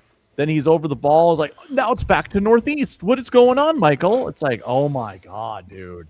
You're not even playing that good of golf. Just hit the ball. Yeah. You're looking like a wine bag. Yeah. It's terrible. Okay. Byron, I think I'm going to hard cut 2 hours, which I'm cool we with are that. approaching on. I think we got 8 minutes left. So I don't know what we want to tackle here in these 8 minutes. I think where we were going with looking at strokes gain approach and strokes gain off the tee, I almost feel like because it's a 50-man field and because of how salaries have looked in the past, even if we look at statistics, it still's going to come down to whether or not we can even put these guys in a lineup or not. Right. But we at least have a predisposed opinion on them, and then we see the guys we really like, right? And they're like 7K or 6K, and then we're like, right. That's true.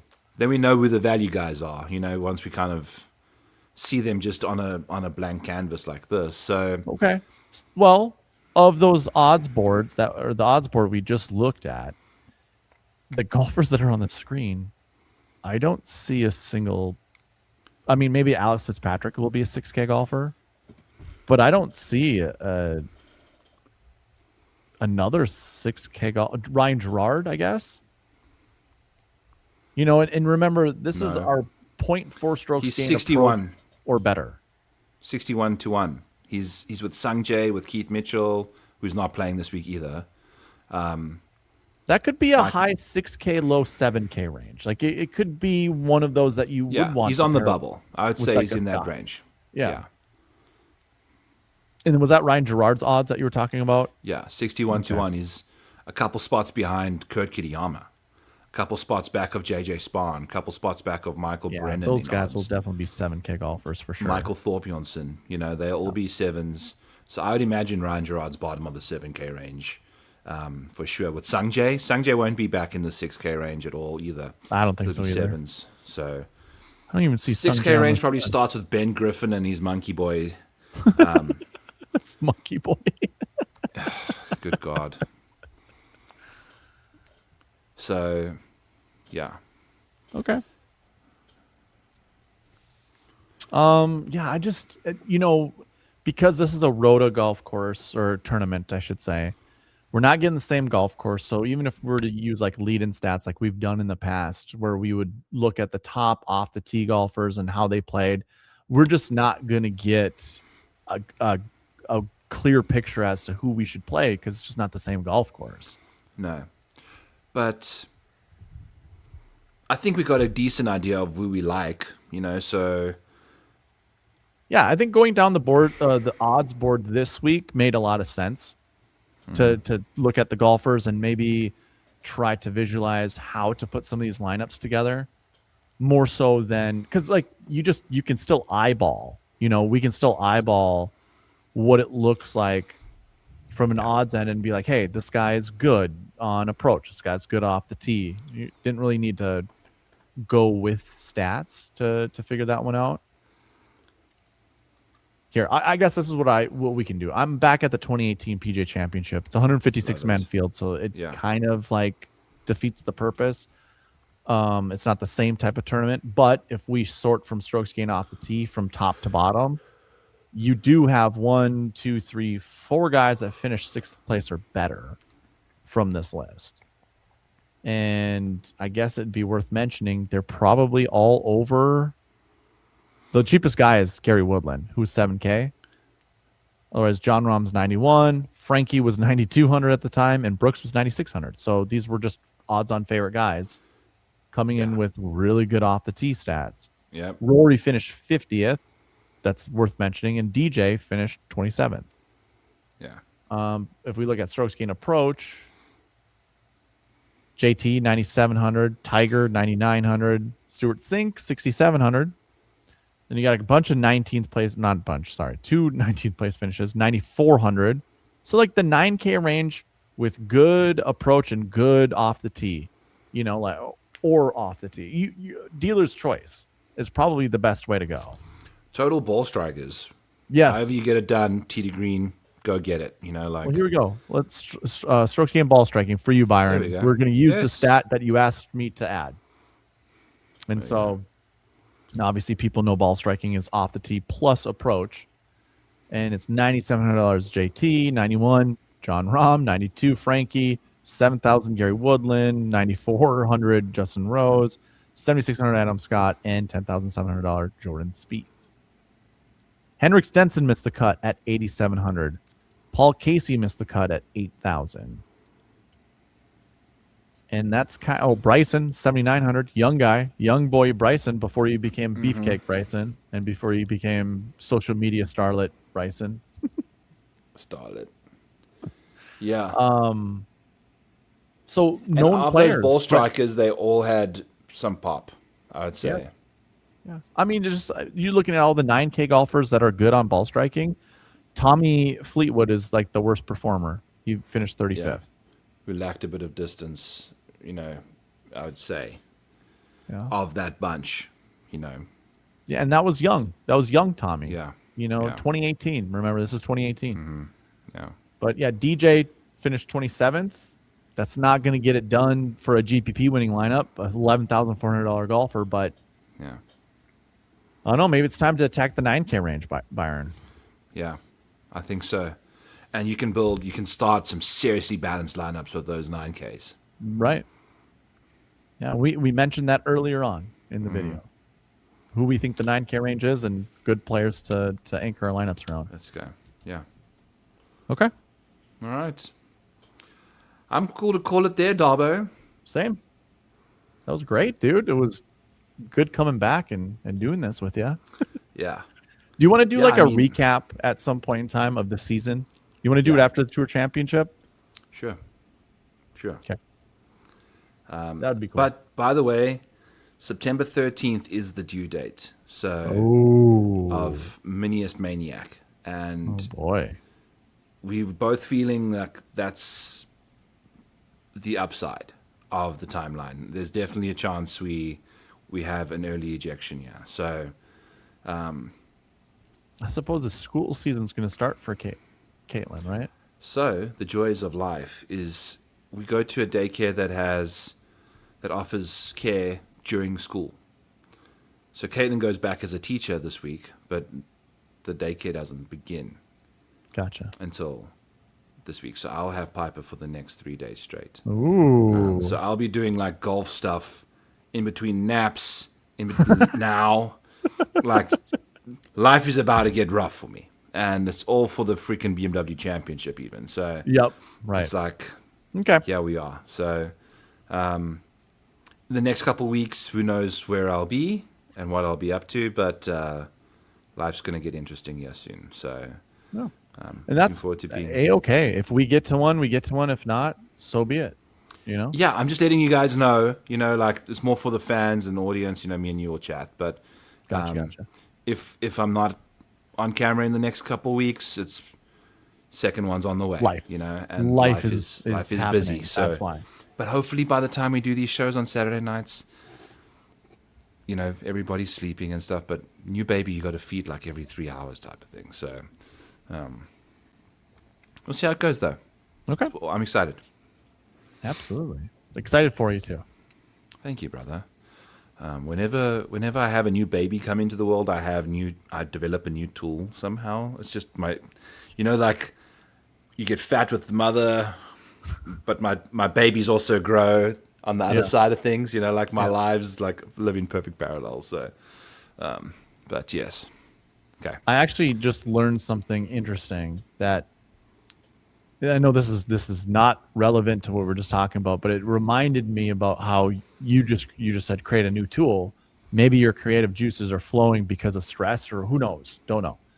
But they were saying like humans have never needed an 8-hour sleep cycle. They would always have like a 5 to 6 hour sleep cycle, followed by like a 2-hour nap sometime in the afternoon, like somewhere around 4 p.m. to 6 p.m., like where dinner time was or something like that. Okay. And what happens is like they would go to bed. There would be 2 sessions of like a 3-hour sleep. It was like somewhere between 10 to 1 and then like 4 to 7. In that little time in between of those sleeps, they called the God hour or the God hours. And this is where Mozart created his, like, it's where all the creative people, all the things that have been, impactful have all been created in this quote unquote God hour. I don't know about you, Byron. My most creative time is late at night. My brain's humming is at the lowest frequency at nighttime. It's the weirdest thing. I couldn't agree with you more.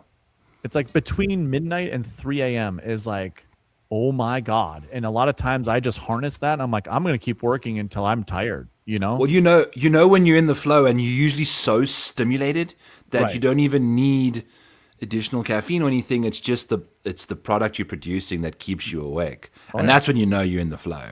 It happened with me the other day. I got chatting to someone about AI, and then the next thing I blink and it's 4:30 in the morning on a Wednesday. And I went to bed, but I basically created a full tool that one night, which is pretty sick. It's insane what stuff can happen now. So absolutely. Sweet. Let's go, brother. On my side, it says we've got 15 seconds to go, so we love you all. Hit the like, hit the subscribe on both our channels. If you've listened to one, go listen to the other. Even just start it there. We'd really love to hear that from you guys. So from my side, peace, Darbo. Get us the hell out of here. All right. Well, thank you, Byron.